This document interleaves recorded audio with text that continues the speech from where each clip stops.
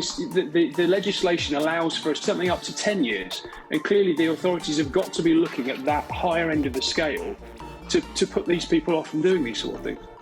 Indeed. Well, as you say, this will be something that we keep discussing after the opening night of the season is well effectively ruined. But I mean, what a game we had at Anfield tonight.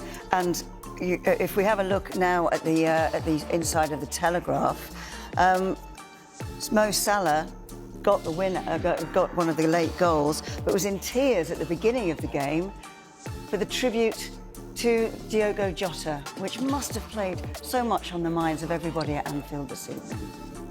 Absolutely. I do think if you separate the two aspects, that shocking news story and the football match itself, the football match, played, I mean, it was an incredible game, for Liverpool to go 2-0 up, then to Bournemouth to bring it back to 2-2, and then basically it looked at that stage that Bournemouth were probably arguably the more likely team to go on and win it, and then Liverpool's late show with Chiesa, the most unlikely hero, I think is the Telegraph called him there, but then also Salah finishing off, and then that show of emotion.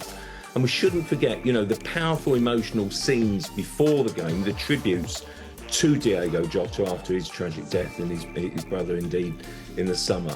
I do think that's going to have such a defining effect on Liverpool's season, and how Liverpool cope with that will be key, I think, to how they perform. I mean, Liverpool are a club, steeped in, I think, in class and respect, and I do think look at the way that Salah is moved. We shouldn't forget, I think it was really so powerful in some of the words that Jamie Carragher and Gary Neville were saying, and Kelly Cates introduced the subject about the toll on these players and the sort of kind of effect that potentially it has on their mental health. This is a friend, not just a teammate, but a friend that they've lost, and basically trying to cope with that in pre-season. The fans obviously really powerful message to the team, and I mean, imagine Diogo Jota's family looking on and sort of seeing that. I do think that must, while it's absolutely heartbreaking, must hopefully bring some sort of consolation.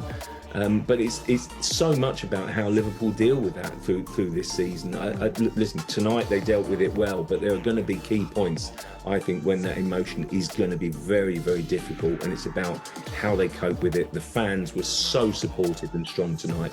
It was really, really powerful, I thought, at Anfield. Terrific. I mean, how did they cope with it, do you think, James? Because let's face it, they are the heavy favourites to retain their title, but they were unconvincing tonight. Yeah, I mean, look, I think we forget sometimes, because we hold these players up as being celebrities, as superstars, we sort of forget almost that they can have human emotions, that fundamentally they are like us, and it unfortunately it takes a tragedy like this to really sort of bring home that it is a human tragedy first and foremost. These are people who have lost a colleague, a friend, a workmate, however you want to describe it, and the emotion that was etched on a lot of their faces tonight was it's difficult, and it's going to take time. It's going to take time to process that, and I do wonder though. Cross is right that it will become a sort of a narrative during the course of the season, but they can turn that into a force for good. I mean, what better way to mark number 20, the guy who was so influential in title number 20 by winning number 21? And I wonder whether over the weeks and months ahead, whether that will become a theme of Arne Slot's messaging, if it isn't already. Well, we've had a statement in from Liverpool around the allegation of racist abuse, saying they are aware of it during the game. They condemn racism and discrimination in all forms, saying it has no place in society or in football. The club is unable to comment further, as tonight's alleged incident is the subject of an ongoing police investigation, which they say they will support fully. Just go back to some of the debutantes tonight quickly. Who impressed you? On both sides, let's face it.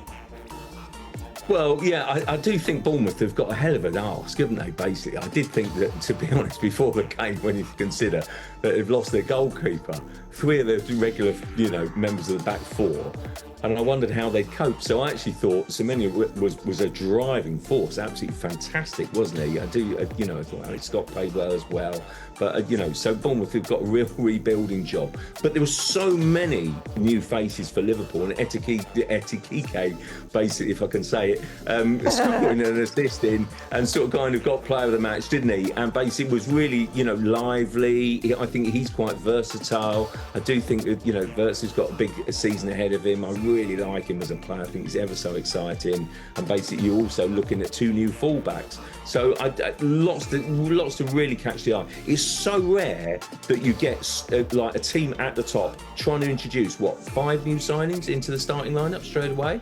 I do think it's a bit of a gamble, but from what I saw tonight, Kanate had a stinker, didn't he? I mean, really, you do wonder whether his mind is perhaps elsewhere, and they'll have to get him in another senior sort of centre half. So maybe we've got another one coming. But I do think it's a bit of a gamble. But I think Liverpool attack it from a position of strength, and I do think they remain. And from what I saw tonight with their new players, it's definitely the team to beat, the best team in the league, I think. It's a gamble, says John James, but it's been that kind of transfer window, hasn't it? Kind of across the board. Yeah, I mean, it's a strange situation in that there's probably not been a team last season that was such a deserving Premier League champion, and yet one that was also simultaneously, obviously, in need of a bit of a rebuild. And clearly the hierarchy at Liverpool have come to that conclusion with the money that they've spent. And in many ways, it sort of feels as though a lot of the questions that Arne Slot had to answer last season, how is he going to take Liverpool on? How will he sort of rebuild this team in his own image? Well, he didn't do that last season because they didn't spend any money. They didn't bring anyone in apart from, of course, Chiesa. And he was able to sort of facilitate almost the Klopp team through to its conclusion in a fantastic way. Don't get me wrong, I'm not detracting from the job he did for a second, but it's brought those questions, almost kicked them down the road for 12 months. Of course, he can answer them from a huge position of strength, having won the league, but now we get to see really what kind of mark he can make on this team going forward. And that's, it was promising tonight, I thought, but they were quite open in midfield. You could see how teams can get at them. Might be a few high-scoring games this season involving Liverpool on that evidence. Thanks very much, guys. We'll take a quick break now. When we come back, we'll look at more of the sports stories in the morning papers, including this in The Guardian, as Newcastle prepare for the start of the season without